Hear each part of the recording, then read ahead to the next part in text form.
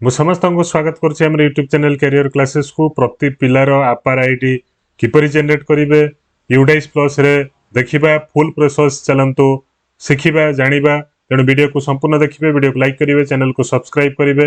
ତେଣୁ ଆପାର ଆଇଡି ଗୋଟେ ପ୍ରକାରର 12 ଡିଜିଟ୍ ବା 12 ଡିଜିଟ୍ର ଗୋଟେ ଆଇଡି, ଯେମିତିକି ଆଧାର କାର୍ଡର ଆଇଡି ତିଆରି ହେଉଛି, ସେମିତି ପିଲାମାନଙ୍କର ଗୋଟେ ଏଜୁକେସନାଲ ଆଇଡି ତିଆରି ହେବ, ଯେଉଁଥିରେ ପ୍ରତି ପିଲାର ପ୍ରଥମ କ୍ଲାସରୁ ନେଇକି ତାର ୟୁନିଭର୍ସିଟି ପର୍ଯ୍ୟନ୍ତ ତାର ରେକର୍ଡ, ଏଜୁକେସନାଲ ରେକର୍ଡ ତାର ସେଇ ଆଇଡିରେ ରହିବ। ପିଲା ଯୋଉଠି ଗଲେ ବି ତାର ଆଇଡି ସେଠି ରହିବ। ତ ଆମେ ଦେଖିବା କେମିତି ଷ୍ଟେପ୍ ୱାଇଜ୍ ଆପଣମାନେ ୟୁଡାଇସ୍ ପ୍ଲସରେ ଆପାର ଆଇଡି ଜେନେରେଟ୍ କରିପାରିବେ। ତେଣୁ ତା ପୂର୍ବରୁ ଆମେ ଦେଖିବା ଆପାର ଆଇଡିଟା ଆକ୍ଚୁଆଲି କ'ଣ ନା, APAAR ID automatic permanent academic account registry ID ଗୋଟେ ରହୁଛି। ଜେନେରେସନ୍ ହବ କାହା ଥ୍ରୁରେ ନା ୟୁଡାଇସ୍ ପ୍ଲସ୍ ପୋର୍ଟାଲରେ ଜେନେରେସନ୍ ହବ।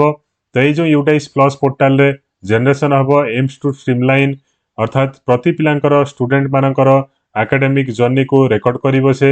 One nation one student ID ଅର୍ଥାତ୍ କମ୍ପ୍ରେହେନ୍ସିଭ୍ ଗୋଟେ ପ୍ଲାଟଫର୍ମ ଅଛି ୟୁଡାଇସ୍ ପ୍ଲସରେ, ଯେଉଁଥିରେ ପିଲାମାନଙ୍କର ଡାଟା ସବୁ ରହିବ। ତ ଏଠି ଆମେ ଦେଖିବା କ'ଣ କ'ଣ ନା, ଏଠି ତିନିଟା ଜିନିଷ ଆମର ଦରକାର ହବ। ଗୋଟେ ହେଲା ମାନେ ଆପାର ଆଇଡି ତିଆରି କରିବା ପୂର୍ବରୁ ତିନିଟା ଜିନିଷ ଆମକୁ ଦରକାର ହବ। ତେଣୁ ପ୍ରଥମେ ଆପଣମାନଙ୍କର ଆଧାର ବେସ୍ଡ ଇନଫର୍ମେସନ୍, ଅର୍ଥାତ୍ ପିଲାର ଯେଉଁ ପିଲାର ଆପାର ଆଇଡି ଆପଣମାନେ ତିଆରି କରିବେ ତାର ନାଁ, ଡେଟ୍ ଅଫ୍ ବାର୍ଥ, ଜେଣ୍ଡର ଏବଂ ସବୁ ଆଧାର ନମ୍ବର, ଏସବୁ ତିନିଟା ଚାରିଟା ଜିନିଷ ଯେଉଁ ଅଛି ଆଧାର କାର୍ଡ ସାଙ୍ଗରେ ମ୍ୟାଚ୍ କରୁଥିବା ଦରକାର। ଏବଂ ସେଇ ଯେଉଁ ଜେନେରାଲ ଜିନିଷ ଅଛି, ଯେମିତି ସେ ପିଲାର ବାପା ମା ନାଁ, ଷ୍ଟୁଡେଣ୍ଟର କେଉଁ କ୍ଲାସରେ ଅଛି, ମୋବାଇଲ ନମ୍ବର, ତାର permanent education number PEN number ଅଛି ନା ନାହିଁ, ଷ୍ଟୁଡେଣ୍ଟର ୟୁଡାଇସ୍ରେ ଭେରିଫାଇଡ୍ ହେଇଛି ନା ନାହିଁ ୟୁଡାଇସ୍ ପ୍ଲସରେ। ତେଣୁ ଏସବୁ ଜିନିଷ ଥିଲେ ଆପଣମାନେ କ'ଣ କରିବେ ନା, ତ ସେ ପିଲାର ଆପାର ଆଇଡିଟା ଜେନେରେଟ୍ କରିପାରିବେ। ତ ଏଠି ଏଇ ଯେଉଁ ଜିନିଷ ତାକୁ କୋଉଠି ଚେକ୍ କରିବେ ନା, ଆପଣମାନେ ୟୁଡାଇସ୍ ପ୍ଲସ୍ ପୋର୍ଟାଲ ଖୋଲିବେ, ଷ୍ଟୁଡେଣ୍ଟ ଯେଉଁ ମ୍ୟାନେଜମେଣ୍ଟ ସିଷ୍ଟମ ଅଛି ଆମର ସେଇଟା ଖୋଲିବେ। ଖୋଲିଲା ପରେ ସେଥିରେ ଯେଉଁ ଜେନେରାଲ ପ୍ରୋଫାଇଲ ସେକ୍ସନ ଅଛି ସେଠି ଯାଇକି ଆପଣମାନେ କ'ଣ କରିବେ, ପିଲାର ସବୁ ଜିନିଷ ଚେକ୍ କରିବେ। ଏଇ ସବୁ ଜିନିଷ ବା ପରମାନେଣ୍ଟ ଏଜୁକେସନ ନମ୍ବର ଯଦି ଥିବ ତାହେଲେ ପିଲାମାନଙ୍କର ଆପାର ଆଇଡି ତିଆରି କରିପାରିବେ। ତା ପୂର୍ବରୁ ଆପଣମାନଙ୍କୁ ଆଇଡି ପ୍ରୁଫ୍ ରଖିବାକୁ ପଡ଼ିବ ଗାର୍ଡିଆନ ମାନଙ୍କର, ହେଲା, ଏବଂ ପ୍ୟାରେଣ୍ଟସ୍ ମାନଙ୍କର। ତା ସହିତ ଡିଜିଟାଲ କନସେଣ୍ଟ ଆପଣମାନଙ୍କୁ ସବମିଟ୍ କରିବାକୁ ପଡ଼ିବ ଏବଂ ଫିଜିକାଲ ଯେଉଁ ଆମର କନସେଣ୍ଟ ଅଛି ତାକୁ ମଧ୍ୟ ଆପଣମାନେ ସ୍କୁଲରେ ଗାର୍ଡିଆନ ମାନଙ୍କର ରଖିବେ। ପ୍ରତି ପିଲାର ଗାର୍ଡିଆନର ଫିଜିକାଲ କନସେଣ୍ଟ ଫର୍ମ ବା ଅଣ୍ଡରଟେକିଂଟା ଆପଣମାନେ କ'ଣ କରିବେ, ତାକୁ ରଖିବେ, ହେଲା। ତାକୁ ନ ରଖିଲେ ଆପଣମାନଙ୍କ ଉପରେ ଲିଗାଲ ଆକ୍ସନ ମଧ୍ୟ ହେଇପାରେ। ତେଣୁ ଫିଜିକାଲ କପି ଆପଣମାନଙ୍କର ପ୍ରତି ପିଲାଙ୍କର ଆପଣମାନେ ସ୍କୁଲରେ ରଖିଥିବେ ଦାୟିତ୍ୱରେ, ଦରକାର ହେଲେ କାମରେ ଲାଗିବ।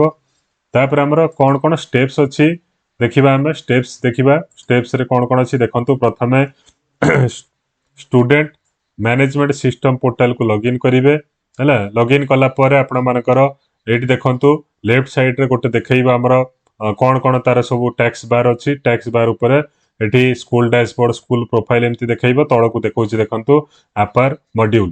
ତ ଏଇ ଆପାର ମଡ୍ୟୁଲରେ ତିଆରି ଏଇ ଯେଉଁ ପ୍ରୋସେସଟି ଆରମ୍ଭ ହବ। ତେଣୁ ଏଠି ଆପାର ମଡ୍ୟୁଲ କ୍ଲିକ୍ କଲା ପରେ ଆପଣମାନଙ୍କର ଏଠି ଉପରେ ଦେଖେଇବ କ୍ଲାସ୍ ଆଉ ସେକ୍ସନ, ହେଲା। ତ କ୍ଲାସ୍ ସେକ୍ସନ ଦେଖେଇଲେ କ୍ଲାସ୍ ଆପଣ ଚୁଜ୍ କରିବେ କ୍ଲାସ୍ ଆଇଏକ୍ସ ନା ଏକ୍ସ, ହେଲା। ଏବେ ଦୁଇଟା କ୍ଲାସ୍ ପାଇଁ ଅଛି, IX X, XI, X double I, ଚାରିଟା କ୍ଲାସ୍ ପାଇଁ ଅଛି।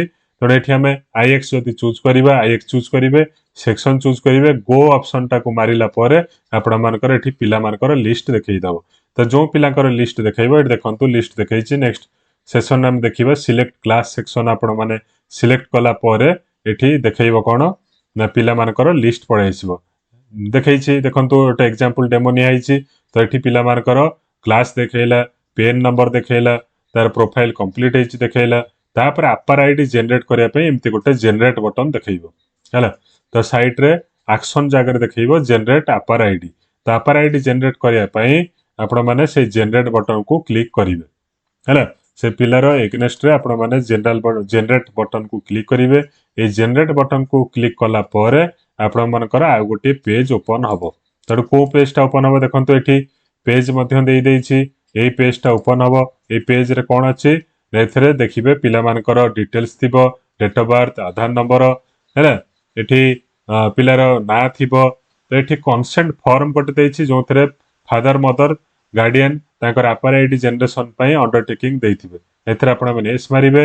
ତା ସହିତ जो हेड ऑफ द स्कूल अच्छी ताकू मध्य एग्री थिबे से मध्य अंडरटेकिंग लिखिबे जे सब पिलांकर आपार आईडी खोला हो तो एठी तापर सबमिट बटन अच्छी सबमिट मारिबे एस मारिकी एठी एग्री मारिकी सबमिट मारिबे सबमिट मारला परे आपण मानकर एठी लिखिबो जे आपार आईडी जनरेशन सक्सेसफुल हैला आपार आईडी जनरेशन सक्सेसफुल एठी ओके कर देला परे आपण मानकर आपार आईडी जनरेट हेइजबो एवं ए जो साइट रे देखंतु एठी देखैबो स्टेटस रे देखैबो एठी देखंतु जनरेटेड बस आपार आईडी जनरेटेड हे गला एवं आपार आईडी जो 12 डिजिट रो नंबर मध्य प्रति पिलर एगेनेस्ट रे पळै आसीबो तणे एम्ति आपण माने कोन करिवे ना आपार आईडी टा तयारी करि परिबे प्रति पिलर आपार आईडी तयारी करिवे एवं वीडियो को लाइक करिवे।